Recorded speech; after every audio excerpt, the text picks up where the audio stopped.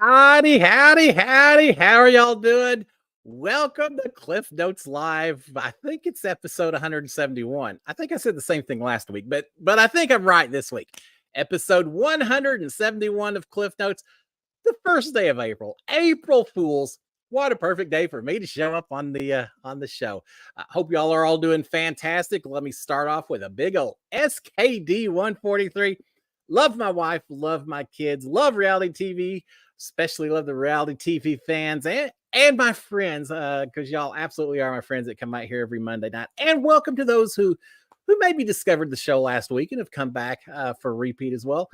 Love having you guys on board. Thank you so much. Just makes Mondays that much more exciting. So thank you for that. Now, before we go any further, I'll just throw out, as I always do, if you haven't already done so, please consider subscribing to my channel, turning on notifications, and you can hit that thumbs up while you're out there as well.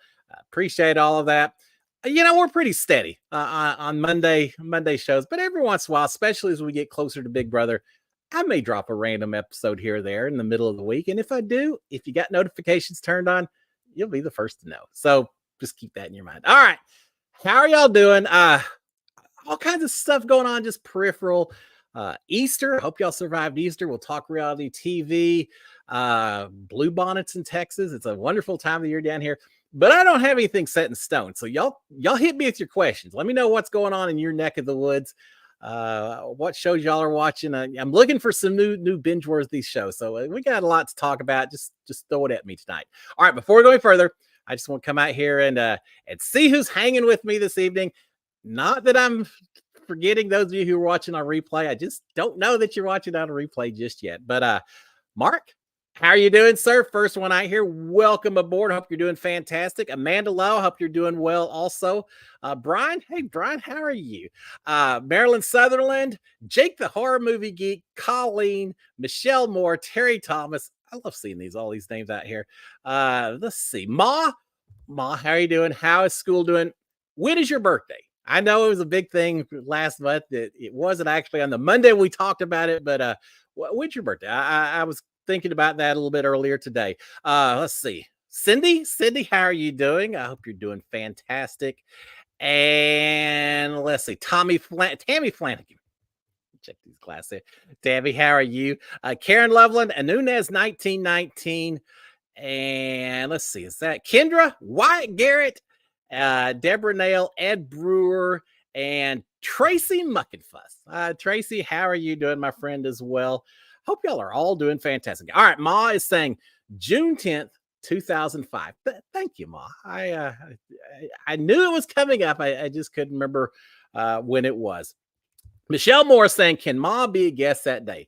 Why, yes, indeed. If Ma is wanting to do it, I had so much fun. Now, y'all know during our anniversary episode, was that, I don't know, 150 or I don't even remember why we did. The anniversary episode had a lot of y'all come on and I enjoyed it so much. But it's a little hard to keep the conversation going because I was trying to get so many people in. I liked having Cindy on a few weeks ago. I had Bowie Jane on last Monday. I think we need to do some more of that. So, yeah, I'd love to get Ma on. Brian, I'd love to get you on. Angie Hung. I won't go through the whole list. I'd love to get a lot of y'all on, spend a little bit more time talking. So if you're interested, let me know. We'll start scheduling that up. We got a little time between now and when Big Brother 26 starts. 26. Can you believe that? I was Big Brother 21. This is the 5th year anniversary of me being in the house. In a lot of ways, it does not seem like it's been that long, but as the song says, time marches on, and I'll be saying 20 years from now, Big Brother 45. I remember when I was doing the show, and my grandkids and kids will be saying, "Yeah, you've been telling us the same stories for the last 20 years." That's what dads do.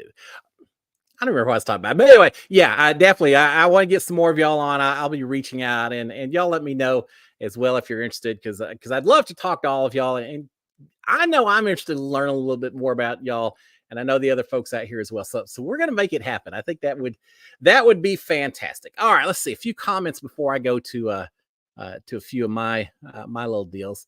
Tammy Flanagan saying my birthday's Memorial Day this year. Always great to have a holiday for your birthday.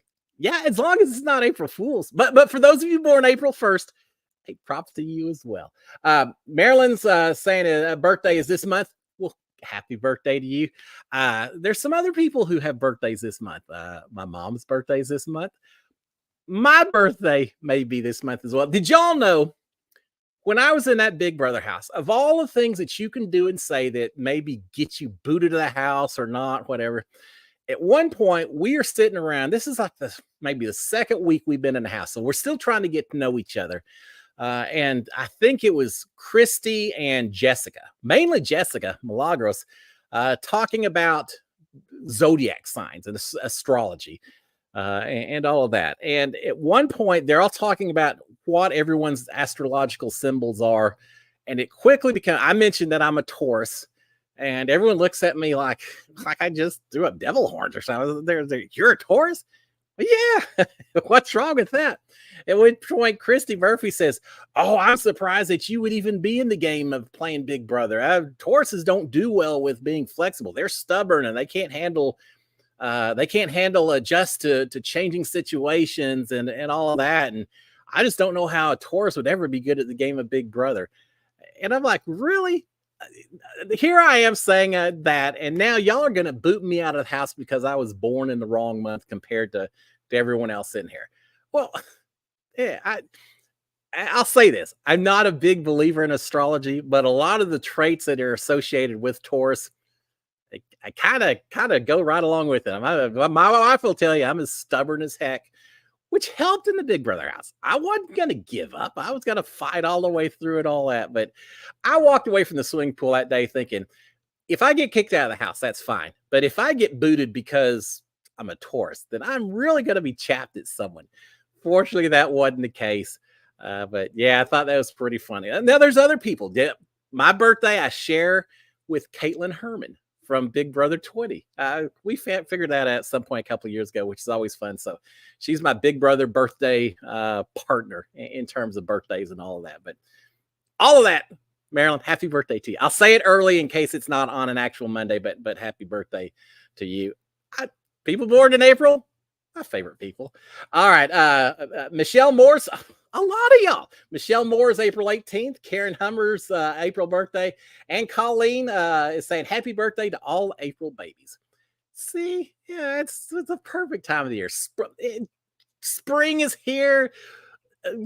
Cows having little baby calves, horses having little foals. It's a perfect time to be born. It's a perfect time to be alive in this world. For each and every one of us, whether you're born in April or not, and not to get all philosophical. And someone's responding to me saying, yeah, I'm born April too. All right, there we go. All right, let's see what else we've got on here. You know, the conversation just kind of goes wherever it needs to go. All right, let's see. What else do we have on here?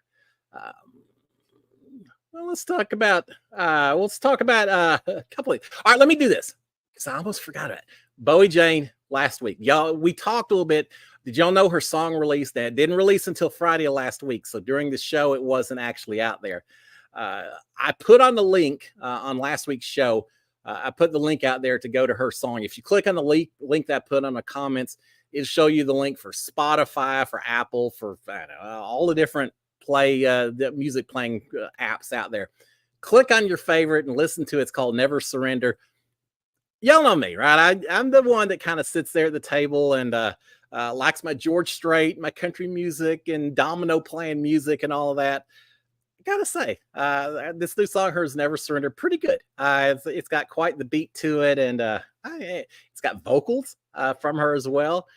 It's hard for me to correlate the Bowie Jane I saw playing the game of Big Brother versus this recording artist whose song came out. It's great that we got some people in the house that are actually artistic with something. I got no artistry. I can't play. I can't sing. I can't play any music.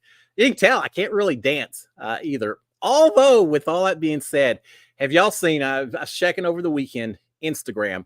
Every other Instagram post is someone dancing to Beyonce's Texas Hold'em song. I mean, it was hilarious. Sharon, we were driving back from Easter yesterday. I'm scanning through Instagram, and every other post is that same song. I like the song the first 50 or 60 times I heard it. I was kidding her. Well, maybe not kidding so much, saying I could do a dance to Texas Hold'em. I thought that'd be pretty funny until I saw everyone else that did it as well. And now it's like, really, I think I missed the boat on that. Maybe I'll post 100 different people doing it on one side of the screen. I'll post me doing it on the other side of the screen, and just join the masses, join the crowds of TikTok and everyone else doing her dance. Is that the new sign of the popularity of your song or your album? Is how many people are out there doing a dance to it on social media? If so, she's got a hit on her hands. I also heard Beyonce doing her version of Jolene from Dolly Parton. So yeah, she's doing a lot of country music. It's very interesting. Now, talking about Dolly Parton, I'm going off on so much of a tangent. We'll go back to the questions, but I heard another mashup song, and I'm gonna give this 2 thumbs up, just like Rogers and Ebert used to do on the movie reviews. Pitbull, who is one of my favorite artists. I don't listen to just country music. I listen to a lot. Pitbull, I love his music. He does a mashup or duet with Dolly Parton about 9 to 5. And he's singing, his mom was a single mom working hard. And so he's celebrating her. And it's him and Dolly Parton singing together. I've listened to it a lot of times. I've really enjoyed that song. So check out Pitbull and Dolly Parton. You wouldn't expect those two to pair up well together, and yet they do. Yeah, Dolly Parton's one of my favorites. She just is always so pure and fantastic with what she does. All right. Talking. I never know where this is going to go. Marilyn Sutherland is saying, saw it's back to summer, Big Brother. I'm so glad. All right. I haven't seen that news, Marilyn, but what a great and glorious way to start in April by you telling me that. That's what I want to hear. So did they announce an official date, or we just know it's summertime? Because I know when I started mine, it was June 23rd or something. It seems like when we started our season. And I say that because I think I was snatched from here around June 13th or something like that, and then sequestered for a little while. Anyway, mid-June is when I started my season. I'd love to see the same thing this year. You know, Bowie Jane talked about while she was in the house when we were talking last week. She's talking about how cold it was in the house. And I think it's just because they started so much later. And so they spent a lot of September and October and even a little November in that house as well. And you think about California, at least I thought of California and LA as being hot all the time and all that. It's right up against the ocean. Oh, wintertime, or not even winter, the old nighttime winds come in off the ocean, and it is cold, cold, cold. And we felt it inside the house, especially towards the end, even for us. It started getting a little bit chilly in there. Because remember, it's not really a house. It's just a sound stage that has some walls put up to make it look like a house, but no insulation to speak of with any of that. I did a job back when I was working the oil field, traveling all over running jobs. There's some artificial islands offshore Long Beach, offshore Los Angeles, where they have all kinds of oil rigs. It's just islands they've built up. The oil rigs, they've made them look like big office towers, but they're actually rigs. You take a boat out there. I had to go out there and run some jobs. And I ran a job, and then I had some more coming up, but I had to wait a while before they were ready for that job. So I just was stuck on this island with nothing to do. And it was so cold. It was freezing cold. I was miserable. It was nighttime, so the offices were locked up. I walked around until I finally found one of the vehicles out there that had a bunch of wire on the back that they spooled off and all that was unlocked. And I found this thing. I crawled into this truck, didn't know who it belonged to. Thought, well, if they come up on me, I'll just tell them I was freezing cold. They didn't. Found a perfect spot to hang out until the next morning when our job started and all of that. You know, I don't like the cold. I'd love to play Survivor. I think I'd do great in challenges and everything else. But like last week, they showed the rains coming down on those island guys. Yeah, just getting poured down rain on. They all poor Donnie Tribe. I can't remember their name now. Tribe without Flint. There's just miserable cold. I would hate that. I would be so miserable if it was cold out on that island. I could handle anything else except for the cold, I do believe. All right, Cindy's saying, are those blue bonnets in your background? Yes, indeed they are. It's a great time of the year. Here's the thing. We've got a lot of blue bonnets in Texas. It's our state flower, and there's a reason for it. They grow. We got a lot of Indian paintbrushes and all, but we've got a lot of blue bonnets, and they grow all along the highways all over the state. And so when we drove up to Dallas-Fort Worth for Easter, drove up there to see the extended family, And we saw a lot of bluebonnets on the road. I mean, quite a few. But I will say this, in just a span of about 48 hours between driving up there, or 72 hours, whatever, driving up there, and then when we came back home yesterday, they just bloomed everywhere. And there's an interesting tradition in Texas. Once the bluebonnets come out on the highways, everyone drives their cars, they park on the shoulder, they get their kids out of their car, they get their romantic partner, whoever they want, but they go up and they pose for photographs sitting amongst all the bluebonnets. And driving back, there were sections similar to what you see here, where the entire field was just nothing but bluebonnets. There were so many cars parked on the shoulder that you couldn't park any more cars, that there were people waiting so they could pull up, get out, and go take pictures as well. And so a little bit like Instagram influencers at Coachella or somewhere like that, spaced about 10 foot apart or so from each other, so no one else is in the picture, taking a picture looking like they're just in this beautiful field all by themselves with the bluebonnets. There must have been several hundred people just spread out in a line on both sides, taking the pictures of the bluebonnets. So yeah, it was a lot of fun watching everyone doing that. Texas has come out and said, be safe when you park, make sure your car is well off the road. We don't like y'all parking. There's plenty of places off the highways where you can do bluebonnets. Doesn't matter. They do it every single year. It's funny, in Texas, we grew up being told that if you picked a bluebonnet, you go to jail. It's a state law that it's against the law to pick bluebonnets, and that of all the laws here in Texas, some that they monitor well, some they just kind of ignore, that the one law that they would always go after you for is if you picked a bluebonnet. And they beat that, well, not literally beat that into us, but they told us that so much. I remember as a kid going to the park and everything, and we'd see a thing of bluebonnets, and we're all like, we're not touching those. I don't want the police to come get us. We respect our bluebonnets here in the state of Texas. But yeah, it's fully springtime now down here, which means we'll probably get one more freeze just to tease us all. That's our version of April Fools, is a freeze that comes in after April. But it's that time of year. My grapes out in the backyard, I got back yesterday, and they're just blooming everywhere. So yeah, goodbye winter, goodbye 2 weeks of spring, and bring on the summer, because it'll be here before you know it. All right, Lori Curry saying, I'm a country fan. I'm a country fan too, but Bowie's song Never Surrender is so good. I really like it. I did too. I like that techno music. I hope I'm even describing it correctly. I like that kind of music, but that song surprised me because it wasn't just a beat. It wasn't just a DJ kind of pulsating type song. It's got vocals, and it was fantastic. I really like it. I'm going to send her something. Bowie Jane, if you're watching, to see how we talked about you from last week, we like your song. We like it a lot. I'll probably put something out there to promote it. Not because I'm kissing rear end or anything else, but just because it was a good song. So yeah, I like all kinds of music. I like the blues. I like country. I like techno, a little bit of everything. Cindy is saying, just save Bowie's song on Spotify. I need to do the same thing. Although I will say, and I mentioned this last week in passing, I listened to her song, but then because I listened to her song, Spotify started making some suggestions for other music that maybe wasn't by Bowie Jane, but was similar.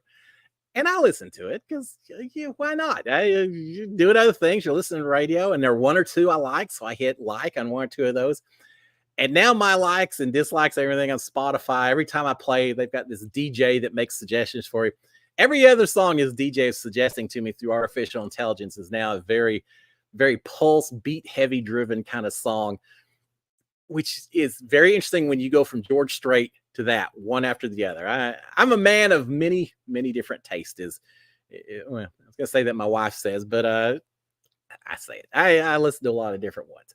All right, let's see. Well, what we've got on here. Let's see. My mom's out here. But she's saying, but watch out for snakes. Yeah, it's also a time for snakes out here.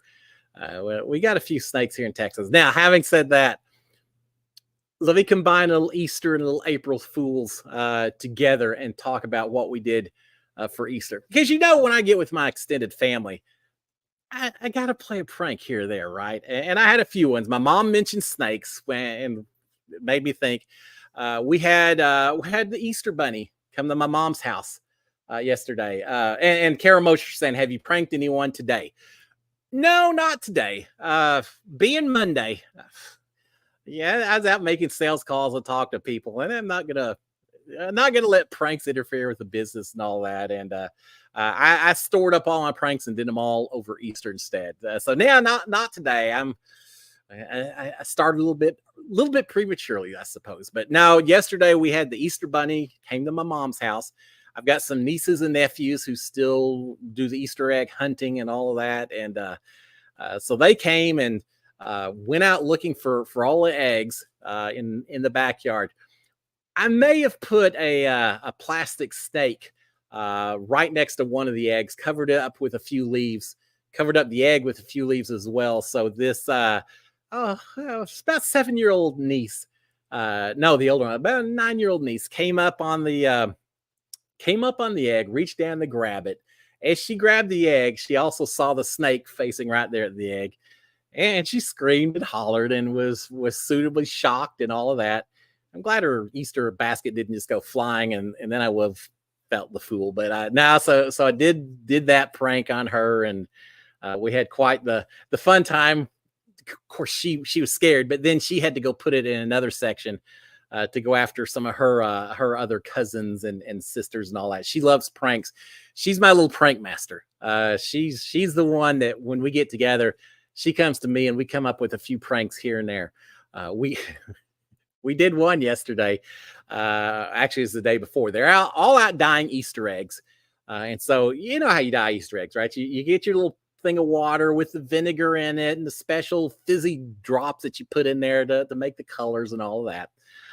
Well, I told her, I said, wouldn't it be funny if you drank one of these things with all the food coloring? Well, maybe not that funny. She didn't think it'd be that funny either with the vinegar and all that. But she did think it'd be funny to convince her mom that she had drank one of those. So we came up with the idea. I went inside. I got a little thing of food coloring and found the little B tube of blue food coloring. And so she stuck out her tongue. We dropped just a couple of drops of blue food coloring on her tongue. And then she swished it all around her lips and her teeth.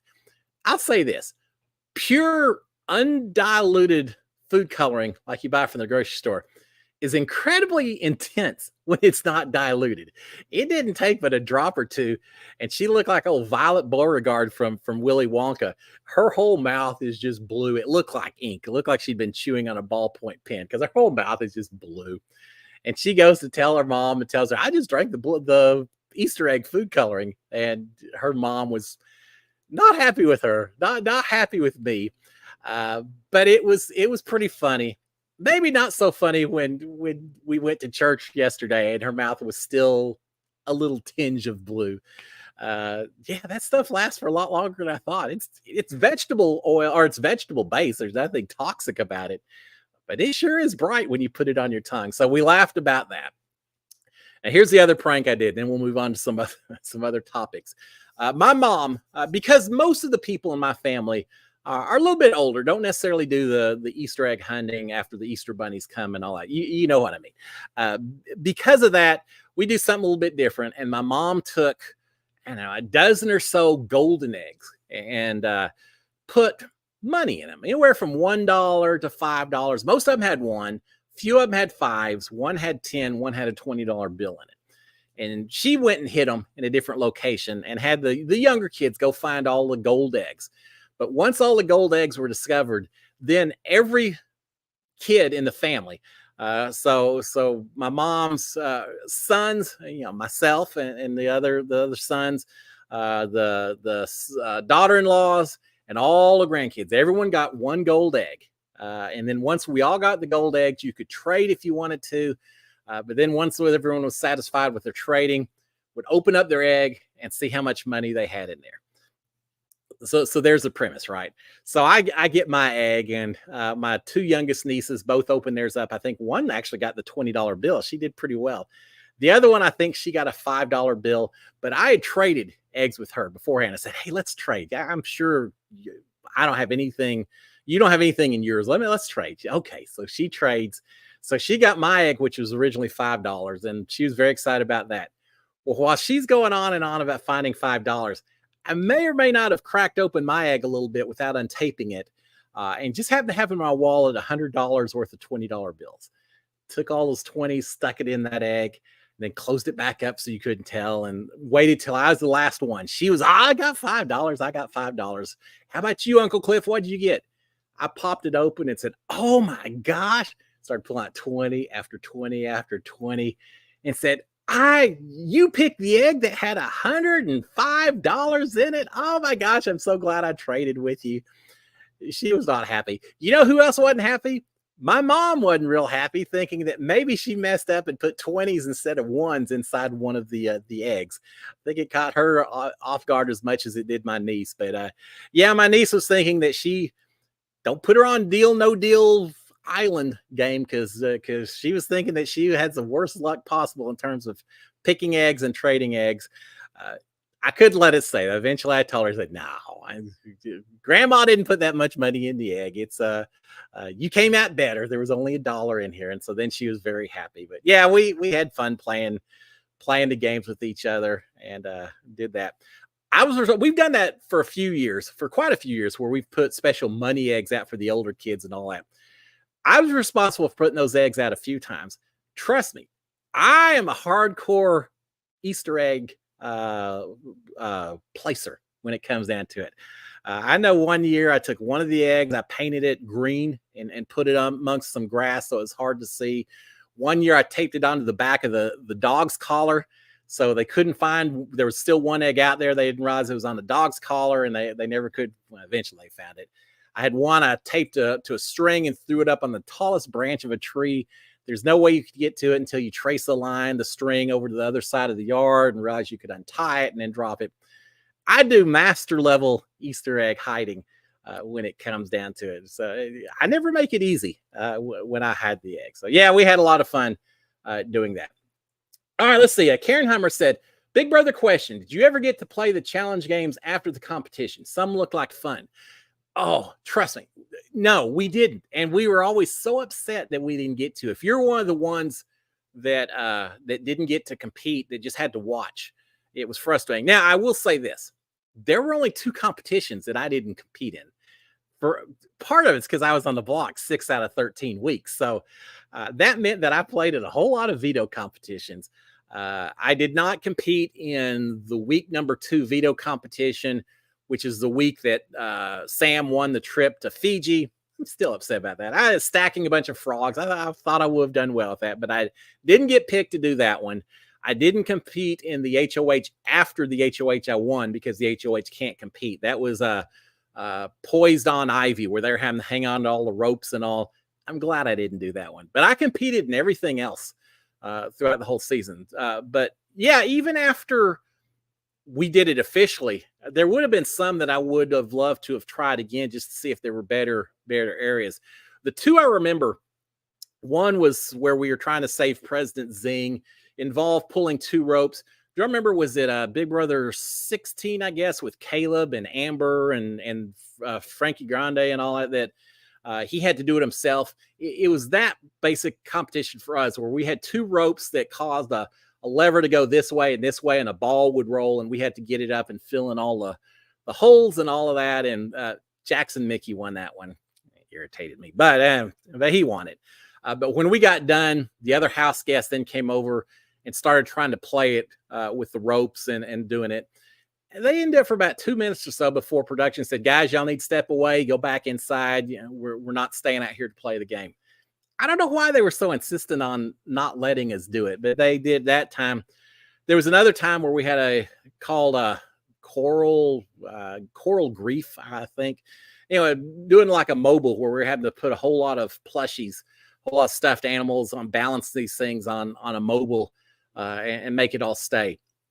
And once we got done, we went over trying to do it without the pressure of the live competition to make it work. And that time they actually let us try it, because Jackson Mickey won that one again.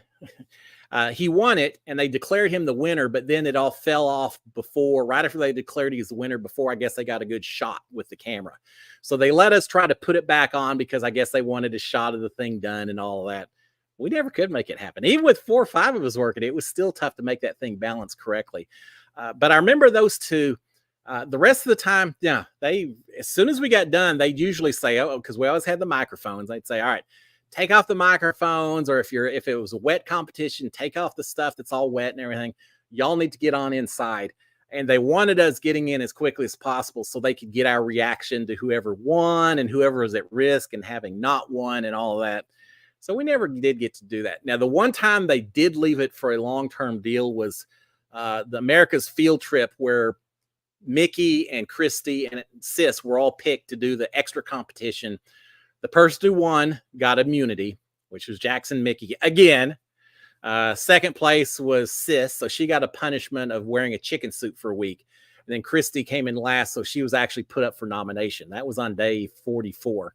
But in that case, they actually put the chicken roost in the backyard because Sis had to go out there anytime it came time to make an egg dish. She had to sit on the nest until an egg was birthed or whatever, and then she would come and make it. So we did get to go sit in a chicken coop and take hard-boiled eggs and try our raw eggs and try to move them through the chicken wire and see if we could move them across like they had to do in the competition. That was hard. I realized that was pretty tough. That tears up your fingers pretty quick. I did have fun while I was in that chicken coop. At one point, I sat down in the chicken coop. I did kind of a chicken dance thing. And I pointed the camera and said, someone please take a screenshot of me sitting in this chicken coop, because when else in my entire life am I ever going to have a chance to sit in a human-sized chicken coop and act like a bird? So please take a screenshot on it. And they did. And several of them did it. They sent it to my family. I still have pictures of it. So we got to try that one. For most of them, as soon as they were done, they said, y'all get inside. You aren't going to play with it at all. So, yeah. I want to build a facility that has just all those games and just let people come in and try them out on their own and see how they do. That would work, right? I think people would love to do that. All right. Kendra is saying, how long do they sequester Big Brother players, and what's the reason for it? Well, there's two different reasons. And what I tell you now from my season may be different from now because of COVID.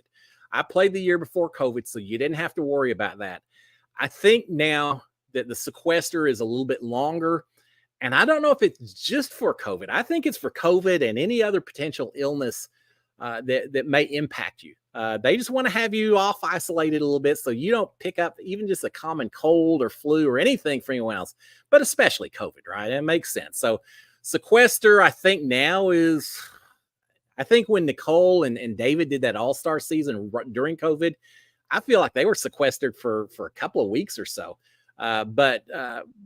So they do that. When we did it, sequester was anywhere from a week to maybe a few days to a week and a half. And there's two reasons they do that. One, you don't want anyone seeing anyone else who's going to be on the show, right? So you don't want them all showing up at the airport at the same time. So for one reason, they spread out when everyone shows up over quite a few days, which means the people who get there earliest have to hang out for a while until everyone has gotten into LA. So that's part of it. But the other big things is, one, it's all about social media and Entertainment Weekly and everything else. Once people start talking about who's on the show, they don't want us to have any knowledge of who else is going to be on there. So they get us out there, I'll say a week ahead of time. One day during that week, we all show up. We go over to the CBS lot and we do press. We talk to everyone. I talked to Ika Wong for Entertainment Weekly Canada. I talked to Jonathan for Entertainment Weekly USA. We did our preseason diary room interview with Jeff Schroeder, just talking a lot of newspaper and magazines, spent an entire day doing nothing but press. Once we got done with that, then, a day or two later, they published it all. They have the cast release and everyone starts doing their digging and all that. So they wanted to protect us from all of that also. There's a few days during that sequester where you never leave your sequester spot. You don't go out and just jaunt around, stroll around. Now you're locked inside so that you can't see anyone else, but lots of people come to you. I know one day they came into my room and they wanted to check all my clothing to make sure that I didn't have any logos that weren't allowed. There's some clothing they don't like you to wear because it messes up the cameras if the stripes are too thin and close and all. So they go through, they do a complete inspection of your clothes to tell you what you can and can't bring into the house. Another time they came in and they did a microphone session where they talked about how to place your microphone, your battery packs, things like that. So there's some procedural stuff that takes place. At one point, I think the games people came in and said, look, when we do a competition, this is how it's going to proceed. Yeah, we'll be upstairs reading directions, and you have the right to ask if you have any questions. And so there's some things like that. Here's the other reason that I think they put us in sequester. I truly think it's because not everyone can handle being locked away for 99 days, right? I mean, everyone says they can do it. Not everyone really realizes as much that how hard that is. And I think that putting you in sequester for a week and a half or so is almost just a little mini test to see how you would do in the Big Brother house. Because they've had some people who said, yeah, no, I'm done. I'm not doing this for the next 3.5 months. One week is plenty for me. So I do think that they watch you and see how you handle being alone and isolated from your family and everything else, so that if you're going to quit, you're more likely to do it before you ever go into the Big Brother house. And that's why they have the alternates, because not everyone realizes that they can do it. Have y'all seen a bit of a tangent, but I just saw it today. MrBeast. Y'all know who MrBeast is, right? Big social influencer and all that. He did a deal where he bought a grocery store, all the contents, everything inside. He picked some random guy and said, okay, for every day you stay in this grocery store, I'm going to pay you $10,000. But at one point, once you leave, that's it. And the money train ends. But every day that you're in there, you get $10,000. You know, I'm sitting there thinking, I've shown I can stay in a house for 93 days. Put me in a grocery store. I'd be a freaking billionaire before we finish this thing up. But check it out. It actually took a little bit tougher than they thought, especially when the electricity turns off and some things like that. But yeah, it's hard being locked away from family and friends and everything else. So I think that's part of the sequester, is just to test you out as well. I'm sure they got the psychologist watching you all the time and asking the questions and all. It's tough to do sometimes. All right, Brian Husteller. Brian, how are you? When were you in sequester? When you were in sequester, when did you feel like you were going to be on? Well, when I drew my key, I knew I was going to be on. Some people are told once they find their key that you're an alternate. I think that's the way it works. For me, as soon as I pulled my key back here in Houston, they said, that's it, Cliff. You're on. You're going to be in the house. It's like, woohoo! All right, that's fantastic. So the whole time I was in sequester, I already knew, unless I chose not to, that I was going to be on the show or tested for COVID. Of course, that wasn't a thing back then. But yeah, I knew I was going to be on for the entire time. So that was great. Now, some people like Christy during our season, Christy was an alternate. So she spent her time in sequester really thinking that, yeah, this is great, but I'm going to end up going home. Well, someone dropped out or got chased out or pulled out. Depends on who you listen to as far as what happened with this stranger person who was supposed to be on Big Brother 21. So they came in and told Christy, said, yeah, you're in after all. So she didn't know until right there at the very end that she was going to be on the show. But yeah, I knew the whole time I was going to be on. So I'm in there trying to do what I can to prepare. I brought my son had bought me a book on game theory. So I read through the book on game theory and the Monte Cristo, the prisoner of Monte Cristo or whatever it was, the scenarios and things. I tried to study as much as I could. I tried to practice memory stuff, things I thought that I would need, but I also was trying to work out a little bit. So I was in there doing jumping jacks and things like that. Oh, I feel sorry for the people around me who had to put up with me trapped like a rat in a cage, trying to survive for that week and a half. You talk about nerves, right? That the whole world is before you. You're getting ready to go on the show. You don't know if you're going to be in there one day or the entire 99 days. You don't know if the people are going to love you or hate you. It's really nerve wracking. It's like a kid waiting at midnight for Santa to come, and just you're so much on pins and needles waiting. Can't barely contain yourself. That's what I felt like while I was in sequester. Every time someone would knock on the door, oh, hey, here we go. No, Cliff, we don't teach you how to use your microphone or something. But every time someone came in and did something like that, it started feeling a little more real as we did it. So yeah, it was an incredible time in sequester, knowing that what was getting ready to happen. All right, anyway, it's 1919 saying, when does 26 come on? I don't know yet. Maryland said that it's going to be a summer season, which is fantastic. I'm going to assume the middle of June, but beyond that, I don't know yet. We'll go. If one of y'all seen a press release and they've issued it, fantastic. Let me know. If not, we'll be watching it over the next week or two, and hopefully they'll give us some more news. I'm just glad it's summertime. Nothing against last season, but once you get into getting ready for Christmas and things, I gotta say, when I do Big Brother, I do those overnight recaps, right? So I stay up all night, I watch what happens, I report on it the next morning. It's a little exhausting. By the time I got through with season 25, I just wanted to hibernate for a month or two. There wasn't any doing that because we had Thanksgiving like just a few days later, if I recall. And then, of course, it's Christmas season. It just everything happens very quick when they suspend the season until as late as they did. So I'm all for the summertime move back. But yeah, specific date, don't know yet. Trust me. As soon as I know, you'll know. All right, Michelle Moore is saying, who is MrBeast? There are probably people who can tell you much better than I can because I don't really know that much. I think Turner from Big Brother 24 may have. I feel like he worked for or had some involvement with MrBeast. He's just this social media person who apparently has millions and millions of followers. So any video he does, he makes a fortune, and he uses that money to just do goofy things, gifting people or buying some packet. I don't know. I haven't seen a whole lot of his deals. I just happened to see this one pop up with the grocery store. I would assume if you did a search for MrBeast grocery store, you can probably find it in there. But yeah, other people in the comments may be able to give you more information because I don't know. I just know he's a huge social influencer out there, and Instagram or YouTube, maybe both. I'm not really sure. MrBeast is Ed's friends who owe him $20. All right, maybe Bob knows more about MrBeast than I do, but it was interesting what he did.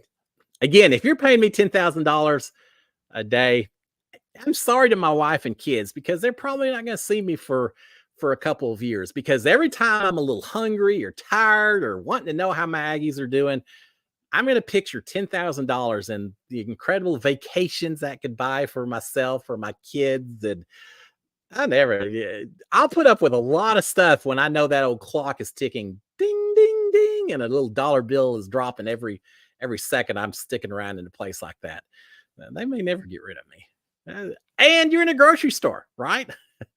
I may come out $10 million richer and 150 pounds heavier when you got nothing to do except hang around in a grocery store and sample all the different options that you have inside a grocery store. All right, Matt B123 is saying MrBeast, his real name is Jimmy Donaldson. Okay, thank you. I didn't know that either. And Jeff Mertz is saying howdy. Jeff Mertz, how are you doing? Saw your background animation. Was that a week ago? I guess it was 2 weeks ago. Well, I did. Yeah, Jeff just up in Arlington. I've told y'all before, Jeff is my brother from another mother.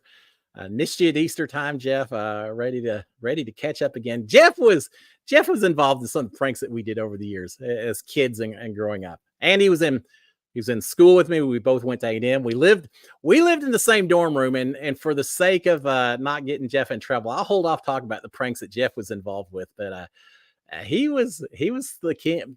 He was the king of the pranks for a while as well. But Jeff also, for those who don't know, I don't know how much I went into detail with it last time, but Jeff does animation for The Simpsons.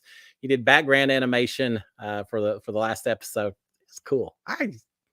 Knowing a celebrity that does The Simpsons, of all the shows, it's pretty cool that you do animation, but doing it for The Simpsons is neat.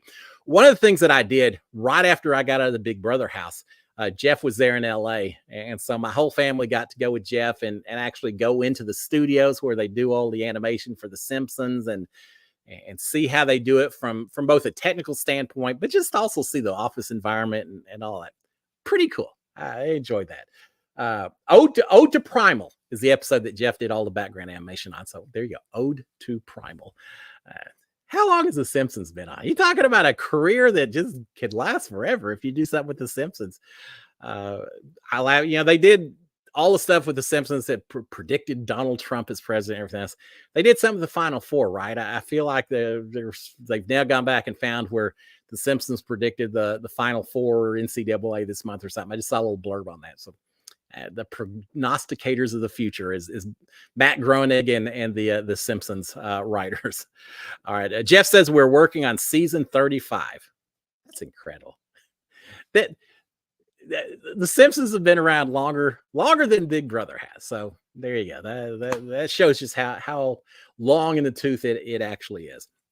All right, let's see. Cindy is saying going on a ghost hunt April 20th with 2 coworkers. Well, that's cool. We went up at Nicole's wedding. She's there on Long Island, and so we saw her wedding and all that. We really wanted to go by the Amityville Horror House, which is just down the road. I mean, a little further down the road. It's not like she lives next door or anything, but like a city or two over from where Nicole was, or maybe, I don't know. It's on Long Island. It's the same general geographic area, at least. We were going to go by and see the Amityville Horror House because that movie scared me to death. The book scared me even more. The book was incredibly creepy. Jody the pig and flies on the window. God, I still remember that very well. We wanted to go check it out, but we were running late getting to the airport and didn't get a chance to do it. But cool. I hope y'all find ghosts. I guess that's the objective. Hopefully they aren't scary ghosts. Karen Hummer is saying, my school is built over a Civil War battlefield. That's ours. Which battlefield? If you don't mind saying, if not, that's fine too. But I'm a big fan. Fan's not the right word when you talk about Civil War. Such a tragic event, right? But the whole idea of North versus South and brother against brother and all is just very interesting. I'm a huge history buff, especially with American and Texan history. I know when I was younger, we went to Vicksburg, Mississippi, right on the river with Louisiana and all, and the Mississippi, and went to the Vicksburg battle site quite a few times. And I'd always go there and envision how rough it is. And sitting there, not that far apart from each other because the rifles weren't that accurate or long range or anything. And just the brutality of that particular war. It was, yeah, I'm a huge history buff. So it's always interesting to think about with that. Cindy saying, I used to live 45 minutes from Amityville. I thought you were going to say Antietam from the Civil War, but from Amityville. That's scary. Is Long Island where they have both Jaws and Amityville Horror? Yeah, you got some. I guess that's fictional. So, well, Amityville Horror isn't. That was based on some true stuff, which is creepy all in itself. So that's pretty cool.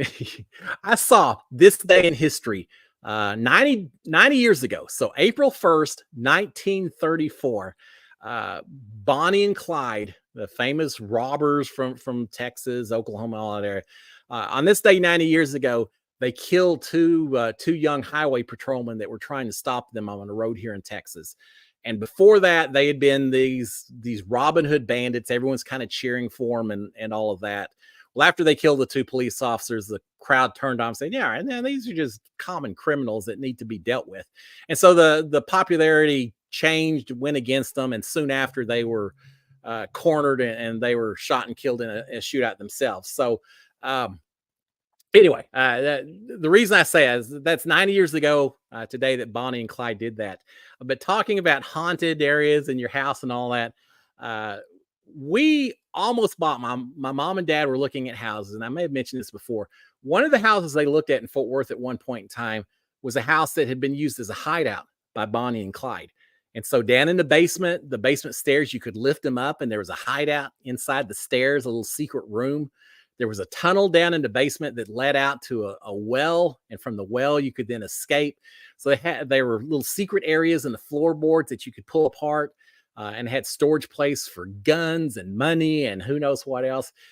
As an 8-year-old boy, it was incredible to walk through this house and know that this has been Bonnie and Clyde's hideout at the time. And so I saw that. My brother, who was a year younger, saw that. Very intrigued. So we got back home and decided that, hey, if that house has all of these secret compartments and all of that, wonder what our house has in it. So my parents were both at work.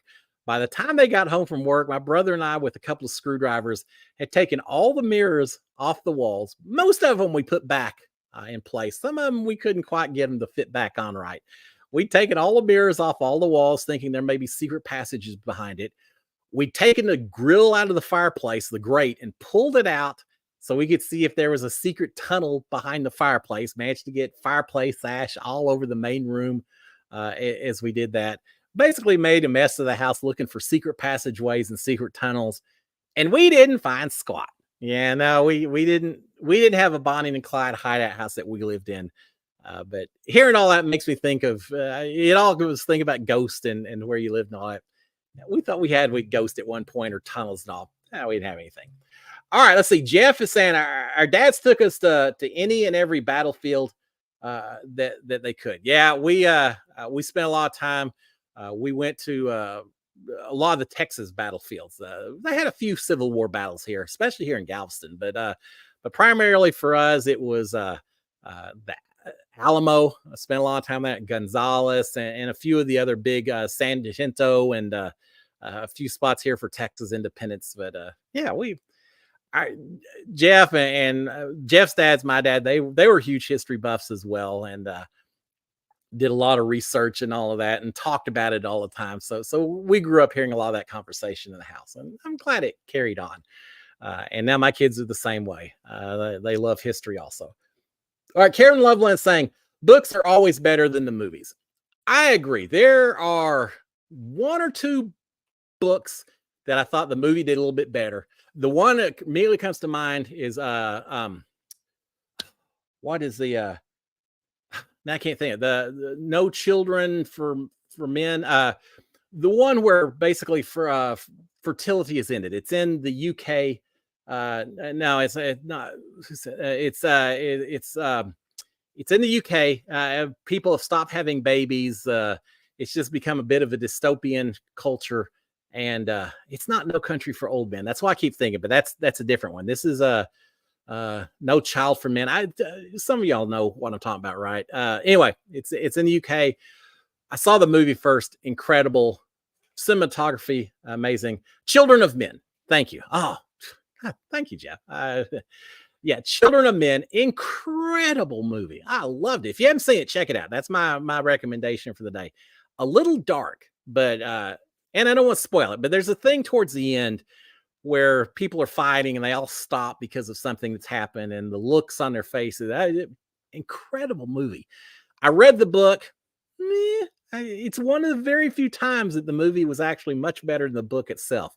But for the most part, I absolutely agree with you. Amityville Horror, The Shining, The Stand, so many of them, fantastic. So I try to always read the book first because I feel like my brain does a better job of imagining things than you can sometimes get on film. But every once in a while you get an anomaly to that as well.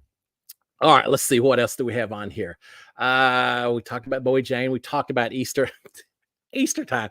The other thing I did, the kids dyed a lot of Easter eggs. Well, these Easter eggs, they sit out. No one wants to eat them after the next day because they've sat out all night. So I've realized that it's my duty to eat as many of those eggs as I can. So I did eat a few of the hard-boiled eggs, a few of them right after the kids who had dyed them. I didn't realize that some of my nephews and nieces took a lot more ownership over those eggs after they'd spent a lot of time decorating them. Weren't always appreciative of me coming up and said, "Oh, this looks like a fantastic egg." Knock, knock, knock, open it up and eat it. I didn't do that too many times. There was a time where I felt a little bit like old Cool Hand Luke, Paul Newman eating those eggs. Because if I didn't eat them, no one else was going to. So I had a few eggs over the weekend. Ed Brewer saying the movie Jaws was better than the book. One of the few books that I haven't read. I ought to put that on the list. Peter Benchley wrote it, right? I saw Jaws came out 4th of July, as I recall, around 1974, 75. It was the family tradition for us. We would always go see some blockbuster movie on the 4th of July because I always had big movies that came out that day. And I remember going one year to see Jaws, one year to see Superman when it came out, and we waited in line forever. They didn't have these 40 theater cinemaplexes back then. It was one of 2 or 3 theaters, and you just had to wait. So we waited forever for those things to come out. I don't know what I thought Jaws was going to be about. Just a shark, right? No, it was a lot more than that. My brother and I spent a lot of time refusing to get into a lake, into an ocean, anything after seeing Jaws. Just that music alone, that da da da da da da, incredible. One of my huge childhood memories is watching that and just being terrified of that movie theater. It creeped me out. We've got sharks down here in Galveston, but they're not that big. I worry more about gators down here than I do sharks. All right, Ken T is saying there's a rumor that Big Brother 26 may be moving to a brand new studio. I've heard that. CBS is renovating. Let me see what the rest of that said. CBS is renovating the CBS Broadcast Center studios. Yeah, I'd heard that. I heard that someone else had bought it, I think. And so at the time, the thought was, oh, well, the Big Brother house is going away. But then I understand that maybe someone else bought it, but just with the idea of continuing to be a film studio. It's one of those accounting moves, kind of like a company that instead of owning their cars, someone else owns them and they lease them or something. Yeah.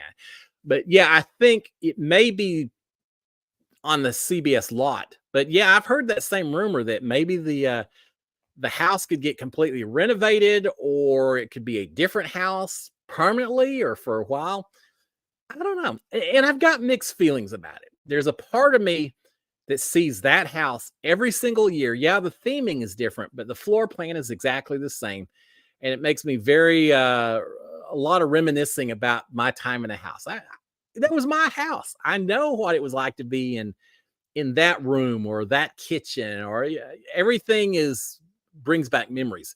If it's in a whole different location, I won't have that same connection to it. So from that standpoint, I'm going to kind of miss if they do go to a new house. But then on the other hand, I watch like Big Brother Canada, who spends a lot of their money on themes and budgets and all that for that house, because their house and their set is just incredible. I'm always impressed with Big Brother Canada, the way they set that up. And I'd love to see that same treatment assigned to Big Brother USA. Put in a few extra dollars and make it look a little fancier and all that. So I'm very hot and cold on that. I think it's probably time. How long have they had this house? It's 20 years or so, right? And it felt like it while I was in that house. The stuff that's on camera looks fine, but behind the scenes, duct tape everywhere, pieces of tile that are missing or miscolored, or the linoleum on the floor is about the same thickness as aluminum foil. It's all about appearances, but not longevity. When you're talking to Big Brother house, and it kind of shows. So yeah, if they want to do it, just make sure you do it fancy. Put the budget in and make it impressive if you're going to spend the money to do it. All right. Wow, it is 8:00 already. All right, with that, guys, I guess we'll shut it down. I didn't have a whole lot lined up, and yet, as tends to be the case, we talk about it and easily fill up an hour. All right, guys, with that, we're going to shut it down. I hope y'all have a fantastic first week of April. Enjoy every bit of it. And so I don't know, we'll follow up a little bit later, but guys, y'all have fantastic Monday. I'll mention again, if you haven't already subscribed to my channel, please consider doing so. Turn on that notifications. A thumbs up is always appreciated as well. And I'll finish up with a big old SKD 143. Love my wife, love my kids, love all of y'all. Have a good Monday. Enjoy the bluebonnets or whatever's growing in your neck of the woods, and we'll come back next Monday, talk a little bit more. Be thinking about it. If you'd like to come on the show, or if you got any questions, send them to me ahead of time. We'll make sure we cover them next week. And check out the link from last week's show, because I do have the links to Bowie Jane's song. And yeah, I'll help her out, get some listens here and there. And next Monday is a solar eclipse, so we'll be talking about that as well. I'm excited. I know it's not hitting everywhere, but it is hitting Texas. So I'm going to try to make sure I'm underneath it, because I've never been in a situation where the sun isn't shining, right? It'll be fun. Guys, y'all have a fantastic Monday. I'll see y'all next week. Until then, SKD 143. Cheers, my friends. Bye. Let me see if I can turn this off. All right, y'all have a great one, guys. Bye.